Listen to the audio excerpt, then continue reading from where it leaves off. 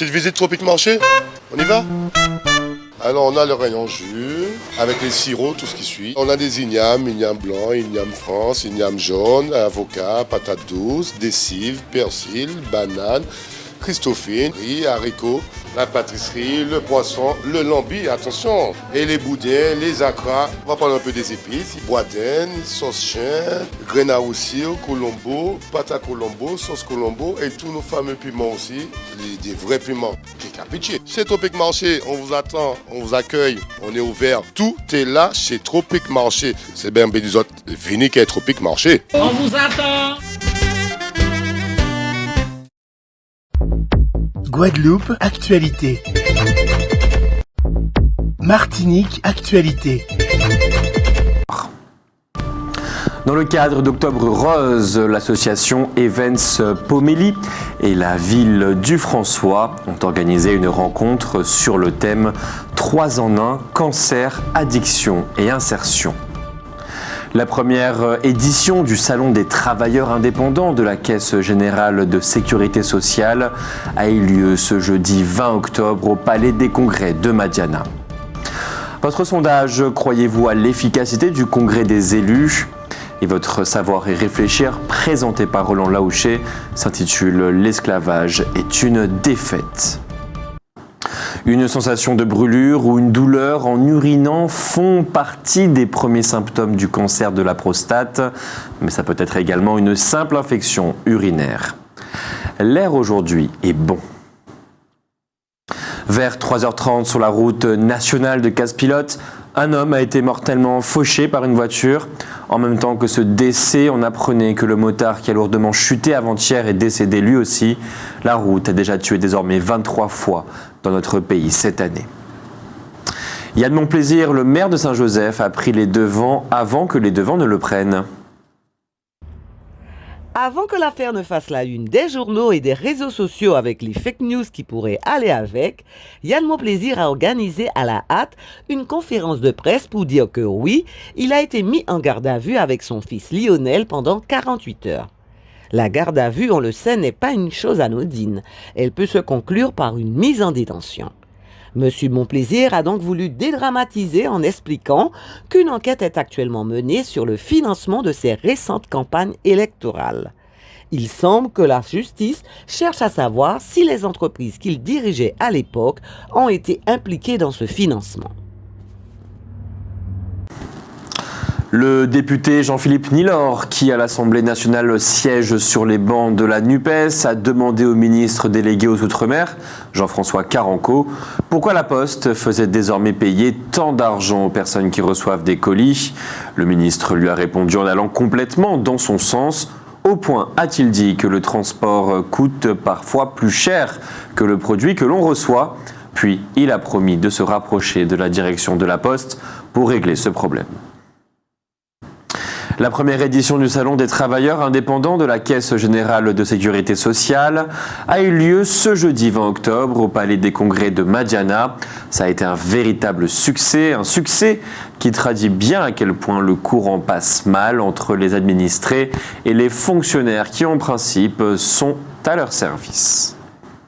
La Caisse générale de sécurité sociale de la Martinique et la Direction régionale du recouvrement des travailleurs indépendants organisaient ce jeudi 20 octobre la première édition du salon dédié aux travailleurs indépendants de la Martinique de 9h à 17h au Palais des Congrès de Madiana. L'objectif, informer les travailleurs indépendants actuels. Ils sont 23 923 selon les statistiques dressées au 31 décembre 2021, ainsi que ceux qui souhaitent le devenir. Le salon a ainsi réuni plusieurs interlocuteurs incontournables de la vie des travailleurs indépendants, comme par exemple la Chambre de commerce et d'industrie de la Martinique, la Chambre des métiers, la Direction régionale des finances publiques et l'Ordre des experts comptables. Les travailleurs participant au salon ont eu accès pendant toute la journée aux offres de la CGSS qui leur sont dédiées, l'assurance maladie, l'URSSAF, la retraite et l'action sociale, un excellent moyen de mettre un visage sur les interlocuteurs et de promouvoir l'image de la sécurité sociale. Ce mois d'octobre, on le sait, a été décrété mois du créole. C'est donc tout naturellement en créole que le professeur s'est adressé aux 18 collégiens du collège Fernand Donatien qui ont visité le musée précolombien. Une langue vivante, comme chacun sait, est avant tout une langue qui se parle. C'est donc davantage dans le parler créole que dans la dictée créole que notre langue va continuer à vivre et à se développer. On connaissait les versions Monde, Équipe de France, Louvre ou même Tricheur du très célèbre jeu Monopoly. Eh bien sachez qu'une autre version bien particulière a vu le jour début janvier. Il s'agit d'un Monopoly des inégalités. Créé par l'Observatoire des inégalités à l'issue de 3 années de travail, le Monopoly des inégalités est en réalité un outil pédagogique bien plus qu'un simple jeu. Il fait en effet partie d'une boîte à outils destinée aux professionnels de l'éducation pour sensibiliser les jeunes aux inégalités. Le plateau de jeu est le même que celui du Monopoly classique, seuls changent les règles et les cartes pour refléter les inégalités réelles de notre société. C'est ce qu'a expliqué l'Observatoire des inégalités. Par exemple, les filles gagnent moins que les garçons en passant par la case départ. Certains joueurs commencent la partie avec un patrimoine de maisons positionné sur le jeu, ou encore d'autres ne pourront jouer qu'avec un seul dé. Le jeu contient 10 cartes personnages. Chaque joueur en choisit une au début de la partie et 37 cartes événements, précarité, piston, racisme, travail pénible ou encore héritage par exemple, qui n'ont pas les mêmes effets suivant les personnages. L'idée de ce Monopoly des inégalités est née en 2017 après qu'une vidéo de l'Observatoire des inégalités ait fait le buzz sur Internet. On y voit des enfants jouer au Monopoly dont les règles ont été adaptées pour refléter les inégalités de la société. Suite au succès de la vidéo, l'Observatoire s'est lancé dans une réflexion sur la conception du jeu qui s'est construit avec des jeunes, des enseignants, des animateurs de centres sociaux, des sociologues et des psychosociologues. Le kit classique pour 3 à 6 joueurs coûte 55 € et le kit scolaire pour jouer jusqu'à 35 élèves coûte 150 €. Savez-vous que dès les années 1980, les progrès de l'espérance de vie aux États-Unis ont commencé à ralentir bien plus que dans les autres pays riches. À partir de 2010, la durée moyenne de vie aux USA a même carrément cessé d'augmenter. Enfin, depuis 2014, les hommes y vivent de moins en moins longtemps. Il est vrai que la croissance de l'obésité et du diabète dans les pays favorise les maladies cardiovasculaires. L'épidémie d'overdose de drogue explique quant à elle la moitié des années de vie perdues. Il n'y a pas que les inégalités sociales de patrimoine et de salaire qui ont augmenté ces dernières années. En moyenne, le patrimoine des hommes français est de 16% supérieur à celui des femmes. Cet écart n'était que de 9% en 1998. De fait, en France, en matière d'héritage, les fils, et a fortiori les fils aînés, sont favorisés par rapport aux filles, même lorsque ces dernières sont les aînés de la famille. Les fils reçoivent plus souvent des biens matériels, l'entreprise familiale, la maison de famille, et ils les reçoivent en moyenne plus tôt que les filles, qui perçoivent le plus souvent des compensations sous forme d'argent. En outre, la valeur de l'entreprise familiale transmise aux fils aînés par volonté de ne pas dilapider le patrimoine familial peut être légèrement sous-estimée pour faciliter la transmission et créer le consensus en donnant à tous le sentiment qu'ils ont des parts égales. Et la crainte d'une imposition élevée conduit les membres de la famille les moins avantagés, les femmes souvent, à accepter ces compromis. Enfin, en cas de séparation, 27% des hommes gardent l'ancien domicile conjugal contre 19% des femmes. Et si dans 97% des cas de divorce, c'est l'homme qui paie la pension alimentaire, il peut la déduire de ses revenus, tandis que la femme bénéficiaire doit la déclarer parmi ses revenus imposables. À cela s'ajoute le fait que le montant des pensions n'est pas estimé selon les besoins réels de la femme, mais en fonction de ce que le mari peut verser. En France, le projet de loi de finances pour 2023 prévoit la suppression de 14 000 places d'hébergement d'urgence. On doit cependant la vérité de préciser que lors du premier quinquennat d'Emmanuel Macron, le parc de l'hébergement urgence avait été porté à un chiffre sans précédent, 200 000 places, dont 40 000 ouvertes dans le cadre de la crise sanitaire.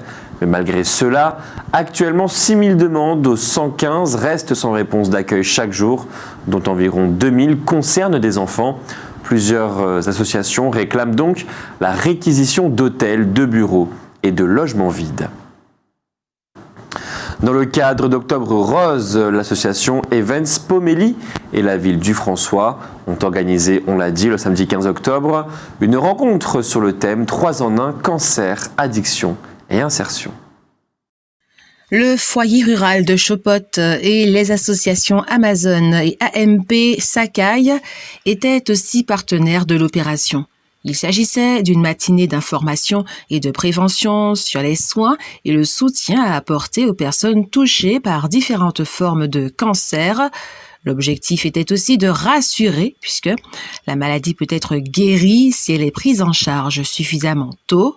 Annabelle Davidas, membre fondatrice d'Amazon, Vanina Rennes, dite Renette, fondatrice et gérante d'AMP Sakai, et Manuela Etienne, gérante d'Events Pomeli, ont insisté sur la prévention du cancer, sur la nécessité du dépistage et des contrôles réguliers pour éviter les récidives. L'alimentation, l'amour familial et l'attention aux malades ont été présentés comme primordiaux dans la lutte contre la maladie. La sophrologie et les soins émotionnels peuvent aussi jouer un rôle important. Des membres de l'association Amazon ont d'ailleurs expliqué comment les patientes sont prises en charge au nid situé à Dillon. Des témoignages ont émaillé ce moment de partage, souvent très émouvant, et des réponses ont pu être apportées à nombre de questions que se posaient les personnes présentes. Ajoutons qu'ont également été évoquées les conséquences des addictions au tabac, à l'alcool et autres drogues, puis la matinée, qui avait commencé avec une marche silencieuse dans les rues du François, s'est terminée en musique avec le groupe En Avant Haute Taille pour le plus grand plaisir du public. «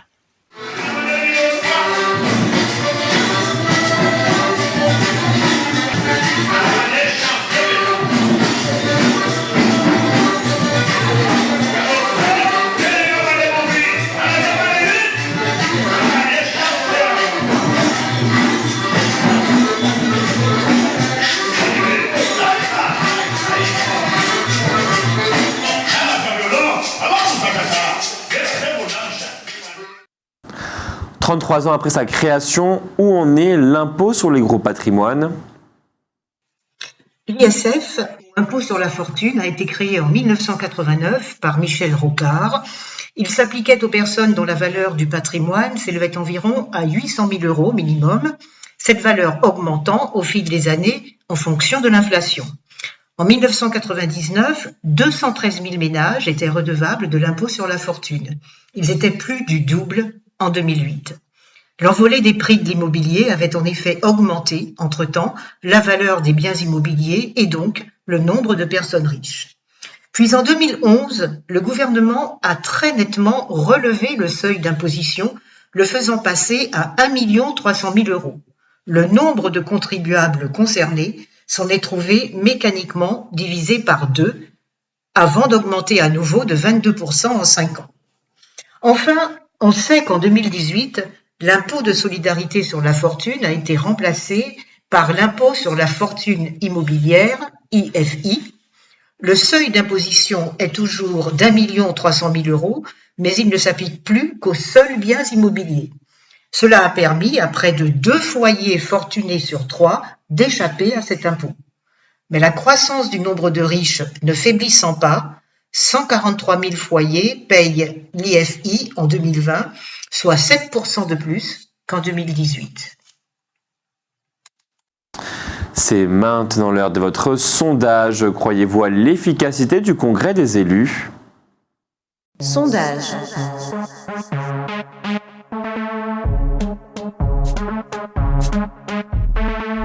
Sondage. Croyez-vous à l'efficacité du Congrès des élus ? Bon, en principe, il a même retrouvé que pour y avoir plus de pouvoir là, ça ressemble que de toute façon, c'est la force qui a géré même. Alors, même si on m'a dit la force en bagaille là, je ne pas penser si nous, c'est-à-dire, je ne pas penser la force de ça comme nous, c'est la force qui a décidé nous-mêmes. Ouais. Et eux même qui là, ils n'ont pas ni assez couilles des fois pour eux même ça m'a de la force. Ça y est pour eux, ça même dit bon, même si on parle, nous avons fait quand même. Ouais. Mais quand même ça, comme bon, ça c'est comme ça, qu'est-ce que ça nous peut faire? Nous ne pouvons pas faire grand-chose. J'y crois, puisque ce sont des hommes, ils sont là pour travailler pour la Martinique, ils se rassemblent, c'est pour cela. Je ne vois pas d'autres inconvénients. Parce que je pense que ça arrive toujours, on n'arrive à rien, quoi. C'est toujours des problèmes, des disputes, et puis finalement on aboutit pas à ce qu'on veut. Oui, mais c'est à double tranchant. Alors, après ça, il faut attendre, tout simplement, pour voir où nos élus vont nous amener. Non, pas du tout. Croyez-vous à l'efficacité du Congrès des élus? Je crois en l'efficacité que les gens se réunissent pour trouver des solutions à partir de savoir ce que nous sommes en train de... pas souffrir, mais ce que nous sommes en train de vivre. Mais je pense qu'il faut qu'ils sachent ce qu'on est en train de vivre. Alors, s'ils ne savent pas ce qu'on est en train de vivre, ça n'a aucune efficacité. Par contre, je pense qu'ils savent. Je pense que tous, de droite ou de gauche, savent ce que les Martiniquais, puisqu'ils sont martiniquais et lui aussi à la Martinique. Et ils ont des voisins, ils ont des parents, donc ils savent que nous avons du chômage, que la jeunesse est un peu perdue, enfin une partie de la jeunesse est perdue. Et puis par contre, c'est les solutions. Mais les solutions, il faut qu'ils entendent nos solutions aussi. Pas totalement. Disons que c'est rempli de bonnes intentions, mais au niveau des actions, qu'allons-nous trouver? Moi, en ce que je crois, c'est-à-dire que le congrès, les choses qui doivent être faites, c'est-à-dire c'est se calquer sur nos origines, ce que nous sommes réellement. Parce que nous avons un passé, nous avons un passé qui date de 4 siècles dans les Caraïbes et sur le continent d'Amérique. Mais le vrai problème se règle spirituellement. Ce n'est pas la politique et ça n'a jamais été la politique qui a réglé quoi que ce soit. Ça a été déjà démontré. Et donc, par rapport à ce que nous sommes, nous, réellement, il faut revenir à ce que nous sommes. C'est-à-dire, c'est spirituellement que les choses doivent être réglées. Si les politiciens, qui sont aussi des êtres humains, n'ont pas compris qu'ils doivent se focaliser premièrement sur ce qu'ils sont selon leur origine, ils ne pourront rien faire. C'est compris? Sondage.